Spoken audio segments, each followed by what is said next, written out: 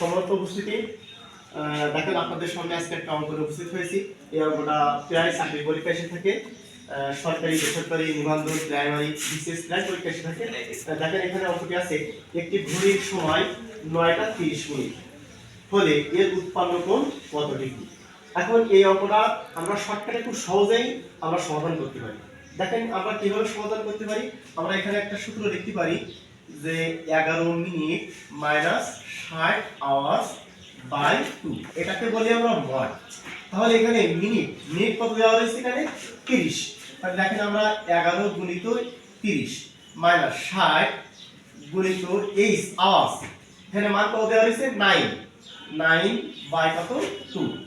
এখন দেখেন এটাকে যদি আমরা গুণ করি তাহলে এখানে এটা 30 আর 11 গুণ করলে 330 মাইনাস, আর এখানে যদি আমরা 9 আর 60 গুণ করি 540 বাই 2, আমরা এটাকে এভাবে করতে পারি।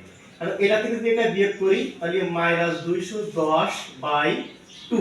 এখন 210 এর যদি আমরা 2 দিয়ে ভাগ দিই তাহলে আসবে মাইনাস 105। মডের মধ্যে যে কোনো সংখ্যা যদি মাইনাস থাকে সবগুলো ধনাত্মক হয়ে যাবে, তাহলে আমাদের কি হবে এখানে 105। তাহলে আমাদের উত্তরটা কত আসবে 105। দেখেন এটা হলো সঠিক অ্যান্সার। তাহলে অঙ্কটা আমরা কিভাবে করলাম যে এমটা হলো মিনিট আর 9 ঘন্টা এটা হলো আওয়ার্স।